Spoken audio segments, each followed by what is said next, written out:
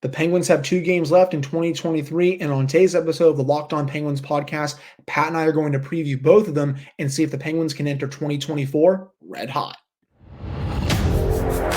You're Locked On Penguins, your daily podcast on the Pittsburgh Penguins, part of the Locked On Podcast Network. Your team every day.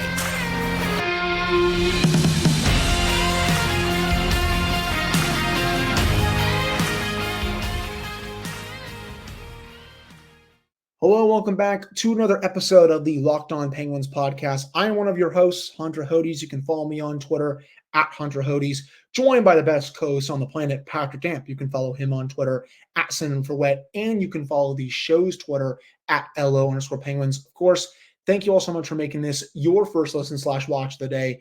We are free and available on all platforms. And finally, today's episode is brought to you by Sleeper. Download the Sleeper app and use promo code LOCKEDONNHL to get up to a $100 match on your first deposit. Terms and conditions apply. See Sleeper's terms of use for details. So, Pat, the Penguins have a massive back-to-back on tap this Saturday and Sunday at PPG Paints Arena, starting with the St. Louis Blues.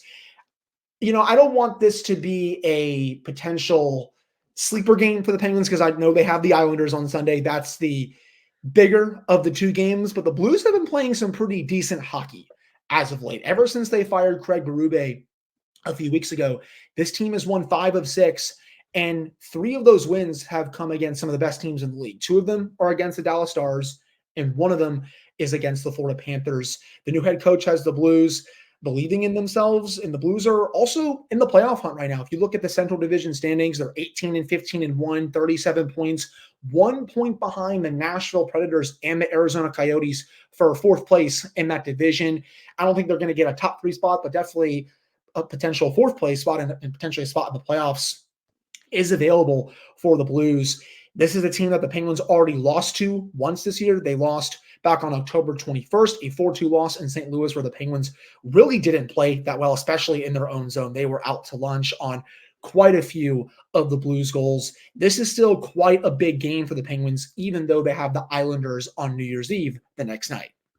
Yeah, it's really easy to, I don't want to say like you, I don't want to say overlook this, in a similar way to what you're trying to say as well.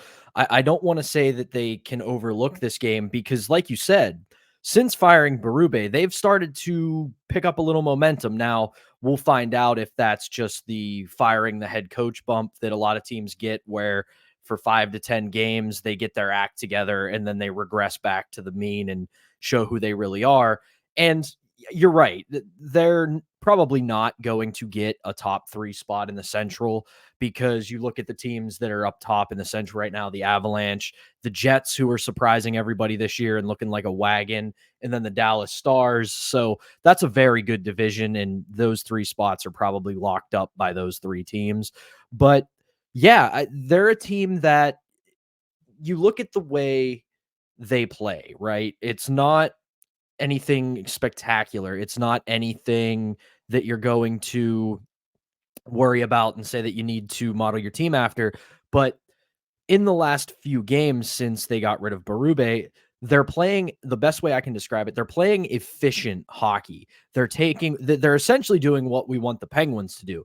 They're taking what the game gives them and playing to the strengths of their roster rather than trying to be something they're not, which a lot of what they did right before Berube got fired is they tried to be a team they were a few years ago, which they just aren't anymore. So are we kind of looking in the mirror here with St. Louis? A little bit, but the big difference here is that the Penguins have better top-end talent than the St. Louis Blues, so hopefully that can help them win the day. And then you just compare the rosters as well, and I think, again, this is another night where you can say the Penguins have the advantage in goal, regardless of who they start, whether they start Jari or Nedeljkovic. Jordan Binnington, all the memes and jokes about him aside, he's a pretty average to below average goaltender at this point in his career. I don't think Binnington is worth the cap hit that he has, but he's at least playing decent this season. He's not nearly as bad as he was last year, to say the least. I mean, he saved almost 1 goal above expected this year. .900 save percentage, 3.28 goals against average. Those are average to a little below average numbers. But again, he's better this year compared to last year, which is one of the reasons I think why the Blues are a bit better this year compared to last year. I think the best way to describe the Blues, at least this year, they play sound hockey. They don't need to play run and gun hockey like some of the other best teams in the league do, like the Maple Leafs or the Panthers or the Bruins or some of the top teams out west like Dallas, Colorado, or Vegas. They can just play a sound game where, they can get enough offense and play well in their own zone, and they're comfortable, winning these 2-1, 3-2 games, even 4-3 games, something like that. For them, it starts with Robert Thomas in 34 games, 37 points, 13 of those are goals. He's their top playmaker as well. Pavel Buchnevich, who they got for a flat-out steal. He has been also awesome this year, 12 goals, 28 points in 32 games. He's day-to-day right now, has been kind of labeled as a game-time decision. We'll have to see if he plays in this one for the Blues. If he doesn't, that is a massive loss for them. And then Jordan Kyrou, 25 points in 34 games. He's been very good this year outside of that whole drama situation with Berube. You know what happened with that. I don't think we need to really dissect that on this show. Brandon Saad, the Pittsburgh kid, he played really well in the last game against the Penguins. Funny enough, 2 of his 9 goals came against the Penguins in that game on October 21st. You have Braden Shen, who's there too, Kevin Hayes, Justin Folk. Even though this team has a similar record to what the Penguins kind of have right now, there is still some pretty good talent on this team that the Penguins are going to have to be aware of. And I still want them to play that game that we saw them play, at least defensively, against the Islanders or some of these other teams. That you can't play the way you did in that game against October, or you'll lose in this one for sure. Right. And that would kind of be my biggest thing for the preview for this matchup is don't focus so much on your opponent as you should focus on yourself. Just don't try to force anything. Just because the Blues are very sound and they're very efficient at what they do. But go ahead. Yeah, and that's the biggest thing I think Sullivan and the coaching staff is going to tell this team ahead of the Blues game, because it's going to be human nature to look forward to a rematch with the Islanders, especially after you absolutely boat raced them in the previous game. But you go back to those mic'd up segments in the 2016 and 2017 Stanley Cup runs where Mike Sullivan was in the locker room prior to the game, and you just play Penguins hockey, play the type of hockey that you have been trying to play when you've been successful this year. Be accountable in the defensive zone, be efficient on the forecheck. Don't be, to make the quote, don't be too cautious, but don't be too risky when you're doing your pinches as defense in the offensive zone. And I know I say this a lot about goalies and just offense in general, but especially if Jordan Binnington is in the net tomorrow night, get to the blue paint, get in front of him, because he is a very easy to rattle goaltender. Yeah.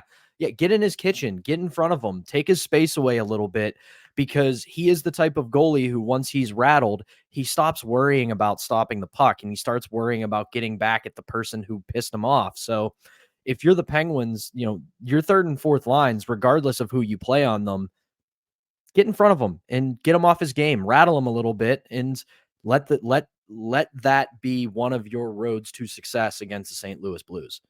And it's funny you say that, Pat, because that's exactly what the Penguins did to Jordan Binnington in the last matchup at home last year, when it felt like Binnington was going after Jason Zucker anytime he could. And once that happened, the Penguins lit him up like a Christmas tree, and there was just no coming back from that for Binnington. So I agree with you on that. Another big key before we wrap up this first segment is special teams. I think the Penguins penalty kill should be able to feast on the Blues power play, and that's a unit that's dead last in the NHL at 11.1%. It's even worse than the Flyers power play, which is at 11.2% right now. The Penguins should be able to win that battle, and in turn, you would hope that the Penguins power play can win a battle against the 18th ranked penalty kill in the league. I know they went a combined 1 for 9 against the Islanders and the Senators, the league's 2 worst penalty kills before this game. I know it was really bad, but if you can improve upon that against a penalty kill that's below average as well, that would go a long way towards winning this. I think the Penguins have an edge, at least on the penalty kill, but they could potentially have an edge on the power play if it can revert back to form that we saw a couple weeks ago when it went 6 for 16. Yeah, and this is very much because we're still we're still in Steelers season here in Pittsburgh. It's very much look at the special teams battle like the turnover battle in football. You don't have to beat them up to a wild extent. Yes, it would be nice. You don't have to kill off every single penalty and score on every single power play. If you go 1 for 3, 2 for 5 on the power play and kill off all 4 of 5 or even 5 of 5, if it gets to that point, and you're just +1 in that special teams battle, you scored a power play goal, didn't give up a penalty, didn't give up a shorthanded goal. And if you do that, then you put yourself in a better position to win. So it doesn't need to be 3 or 4 power play goals in the game. 1 or 2 and kill most of the penalties, and you're in good shape. Yeah, I agree with you on that. They should be fine overall, again, especially on the penalty kill, but crazier things have happened, especially when it comes to this team. But that'll wrap up this first segment. That Blues matchup will begin at 7 p.m. Eastern time on Saturday night. But coming up in the second segment, Pat and I are going to preview round 2 of Penguins Islanders this week. The Islanders will be coming to town on New Year's Eve on Sunday. That's a 6 o'clock start time. We're going to preview what the Penguins can do to win that game. But before we get to that, we got to tell you all about AG1, which is the daily foundational nutrition supplement that supports whole body health. I drink it literally every day, usually around when I get up in the morning, 8:30, 9 o'clock. I drink it around, honestly, right after I have my coffee. And I gave it a try because I was tired of taking too many supplements. I wanted something that supports my entire body and just covers my nutritional bases every single day. All great athletes have one thing in common. They take care of their bodies. And a huge part of that starts with optimizing whole body health. A lot of them also drink AG1, and it's why I am a huge fan. With every daily serving, I'm setting myself up for success with 75 high-quality ingredients that give me key daily nutrients and support energy, focus, strength, and clarity. It's a micro habit that delivers macro benefits and helps just about everybody take great care of their health every day. If a comprehensive solution is what you need from your supplement routine, then try AG1 and get a free 1-year supply of vitamin D and 5 free AG1 travel packs with your first purchase. All you have to do is go to drinkag1.com/NHL network. That's drinkag1.com/NHL network. Check it out. All right, we're back here on this episode of the Locked On Penguins podcast. I'm one of your hosts, Hunter Hodes, joined by my co-host, Patrick Damp. So round 2 of Penguins Islanders coming your way Sunday night, New Year's Eve, 6 o'clock Eastern from PPG Paints Arena. The Penguins absolutely smacked the Islanders from Long Island on Wednesday night, 7-0 final score. And this one, it's bigger than that one on Wednesday night, because if you can win this game in regulation and potentially have the Islanders lose to the Capitals on Friday night in regulation, at that point, Pat, you're only 3 points behind the Islanders for second in the Metropolitan Division. That's a pretty big deal considering where the Penguins were after the first month of the season. This is just a massive game for this team. Yeah, and this is also a huge stretch run for the New York Islanders, because if you look at their schedule right now, they're in the midst of a 5-game run against Metro opponents. They had the Caps last week and lost 3-2 in overtime. They beat the Hurricanes 5-4 last weekend in regulation, then the 7-0 loss to the Penguins. They have the Caps tonight, and then the Penguins again on Sunday. So along with needing to get these 2 clean points from the Islanders, if they take a loss to the Capitals tonight, they're going to start really falling out of favor here in the wild card race and the Metro race. So you set yourself up to potentially overtake them sooner rather than later and really put yourself in a position to not just get into the wild card, but climb up the Metro standings. And also, if it comes down to it, have a tiebreaker over the Islanders, which the way the Metro is setting up this year, where nobody except for the Rangers really seems to want to run away with any spot, you need every point you can get within the division. And if the Islanders are starting to slide, no better time than now for the Penguins to make a move. Absolutely. I totally agree with you on that. And I should say it would be 3 points out of third, considering the Hurricanes and the Flyers won on Thursday night, and they are 1 point ahead of the Islanders right now. But the Islanders could leapfrog them if they win on Friday against the Capitals. Just wanted to put that out there for all the listeners and watchers of this episode. But in terms of a game plan for the Penguins, it's funny. I don't want to sound too obvious, but if they can just repeat what they did on Wednesday, they really should be fine for this game. But now, like outside of that, defensively, have the same game plan. Offensively, be patient, I feel like.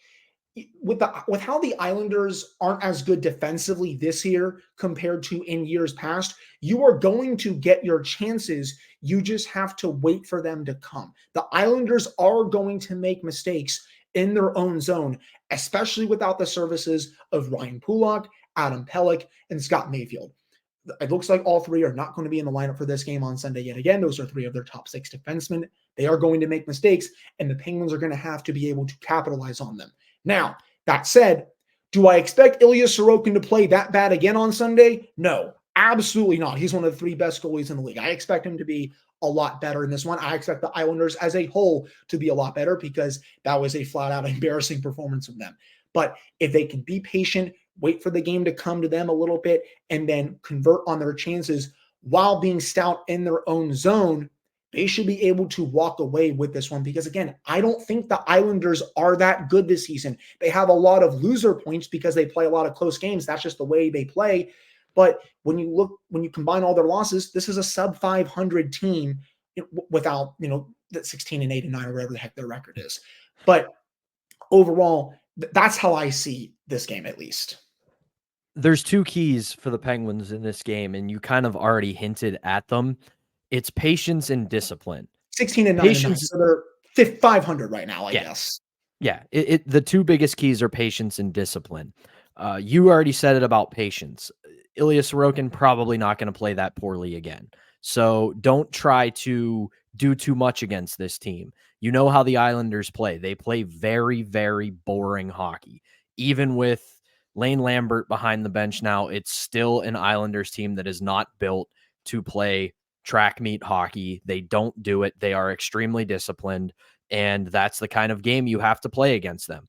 If we have another scoreless tie after 1 period or even after 2 periods, you don't need to push the envelope. You just need to keep battling, because the minute you try to do too much against this Islanders team is the minute they strike. The other thing I'm saying is discipline. And I don't mean this in the sense of the system. I don't mean this in the sense of be accountable in the defensive zone and be smart in the offensive zone. You know how this Islanders team plays away from being a defensively accountable team. They try to be tough, and you just beat the crap out of them 7-0. You wounded their ego. You wounded their pride. And the Cal Clutterbucks and Robert Bortuzzo's and Anders Lees of the league are going to try to get under your skin. They are going to take some shots at you. Don't take the bait. Do not get sucked into that kind of game, because if you do, you're going to lose. Not only you're going to lose physically, because the Penguins aren't built to play that kind of game. They have a couple guys who can mix it up a little bit, but that's not the Penguins style. And that's the kind of game the Islanders are going to try to bait you into playing.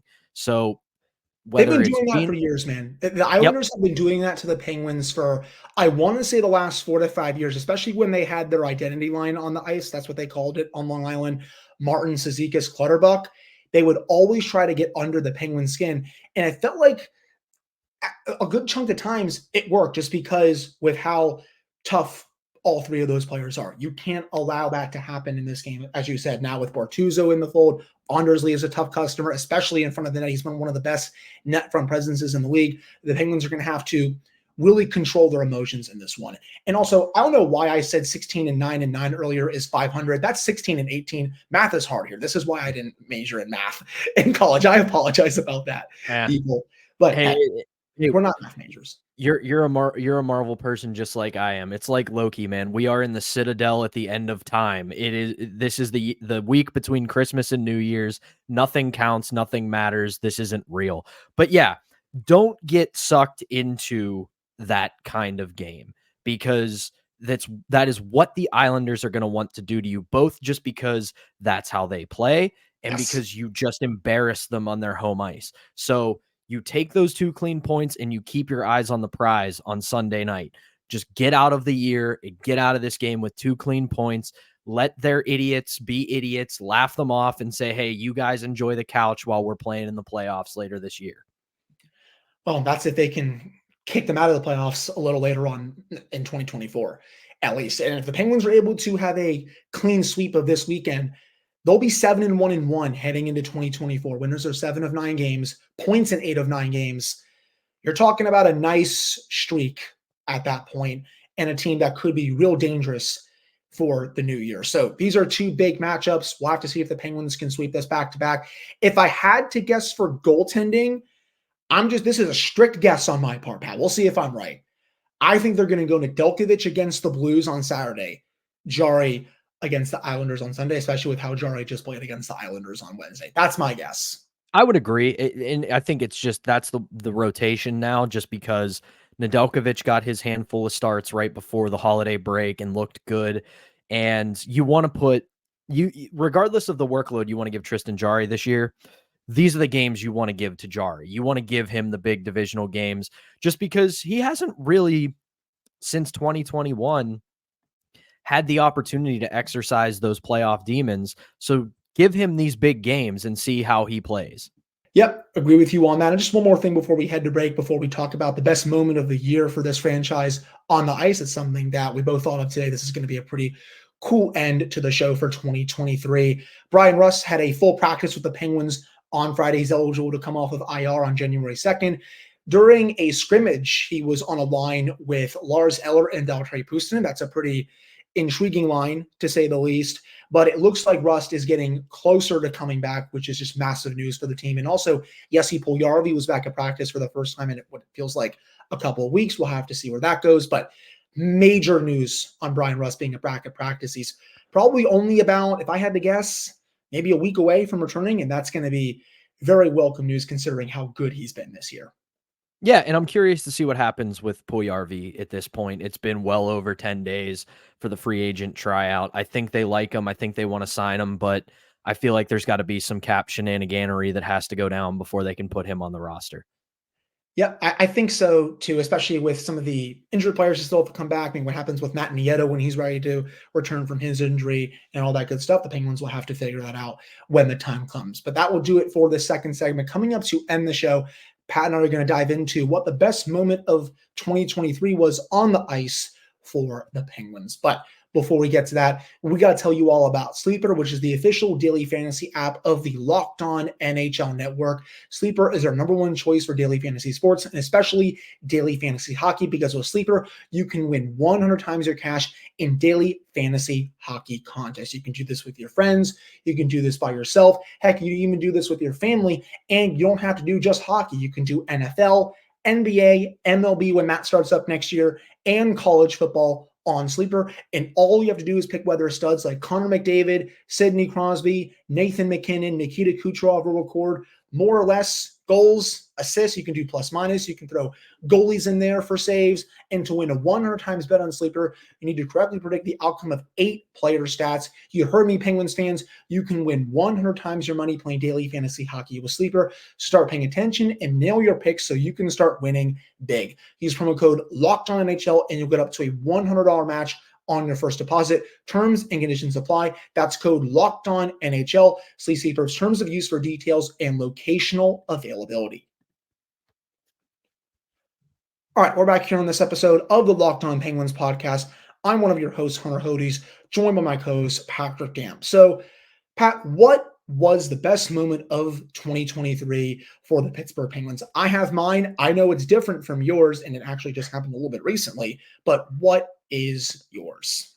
See, this was a tough question when you asked me this before the show, because I had a few ideas, and then I didn't realize until we got here that the caveat was on the ice, because I had some thoughts on Kyle Dubas being hired. I had some thoughts on the announcement that the team was going to retire Yager's number and a couple other things that weren't really on ice game related. So when I went back in my memory banks to think about everything that happened in 2023, I went with a moment that both you and I saw in person, and that was the March game against the Capitals, where Evgeny Malkin stole the puck and scored a goal to give the Penguins the lead with under 2 minutes to go in what at the time was one of the biggest divisional games of the season, because both the Penguins and Caps were fighting for playoff position.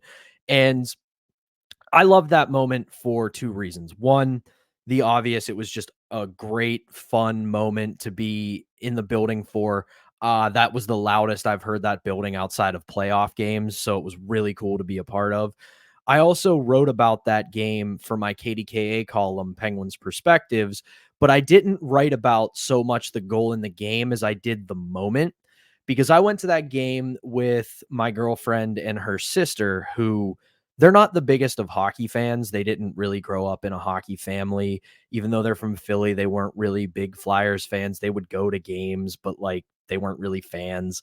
And they enjoy watching it, and they enjoy letting me be a crazed lunatic about the sport. God bless them.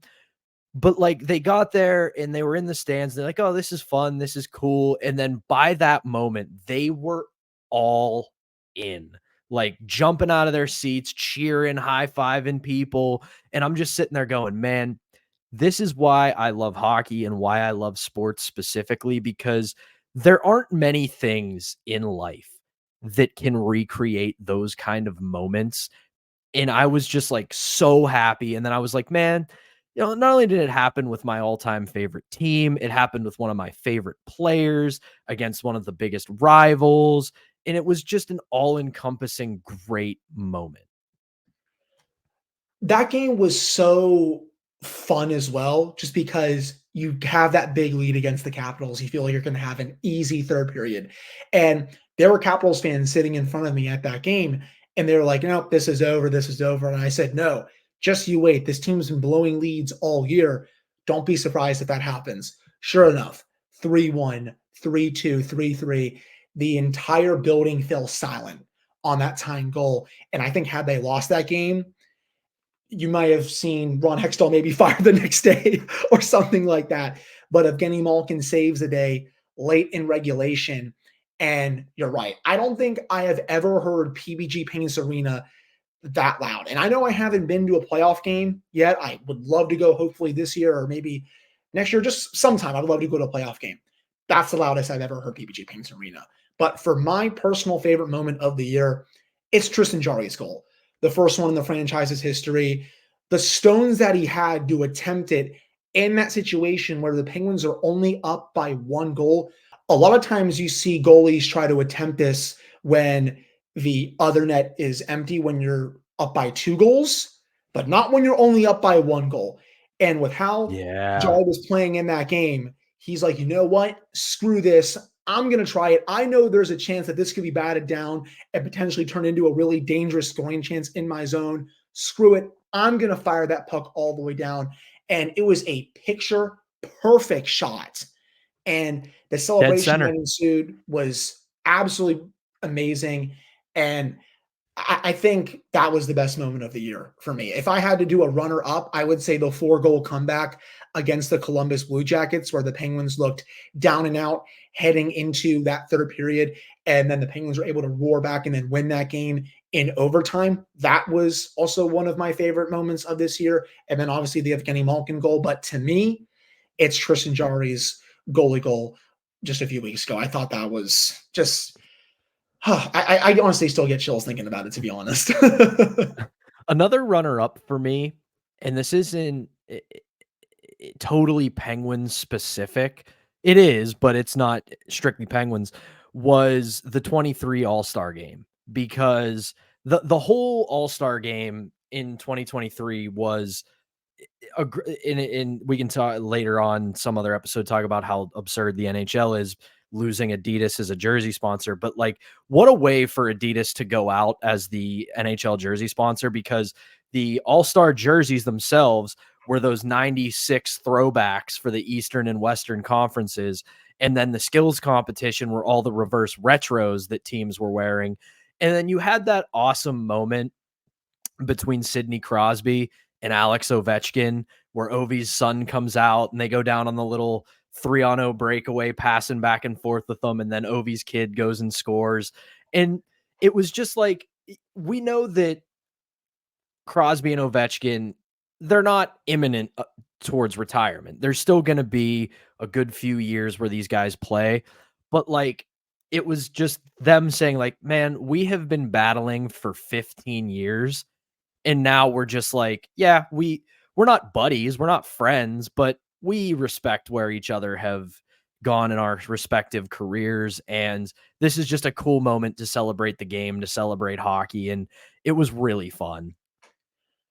They're definitely going to have multiple beers together, I think, at some point after their playing careers are over. So one of them is going to go over to the other person's house, and they're just going to crack open a few cold ones, and they're just going to tell stories about their playing careers and just reminisce. I feel like that's what I think this is turning into.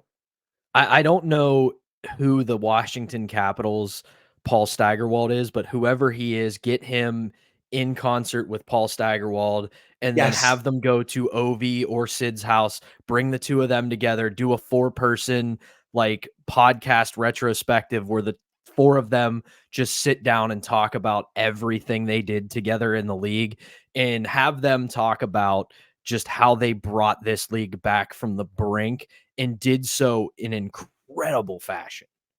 I would be all for that. And if you could just make that into some sort of documentary or something like that, I mean, I would watch it no matter what platform it is on. I think that I would do it for this episode of the Locked On Penguins podcast and the final episode of 2023. Thank you all so much for listening to / watching this show this year, whether it's one episode, whether it's 5, 10, 50, 100, more than that.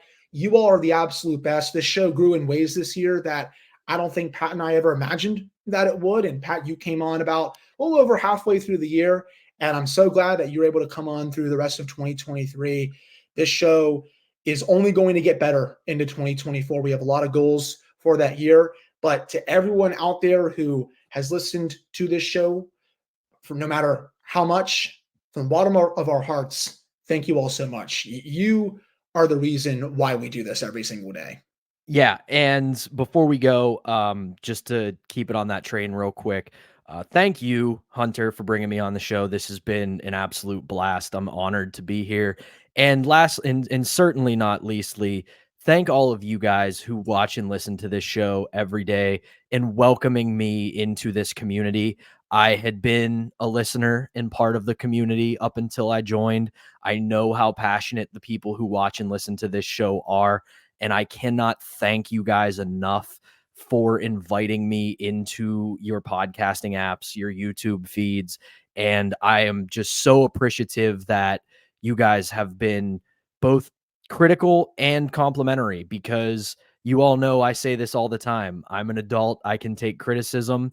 If I have a bad take, I want you to hold me accountable. I did it on my solo episode. Somebody called me out for some bad takes and I called myself out for them. So I want to make sure I'm one of the best podcast hosts and analysts I can be. And that starts with you guys who listen to this show and give us the feedback every single day. So thank you guys so much for everything this year. And I can't wait to keep doing it in 2024.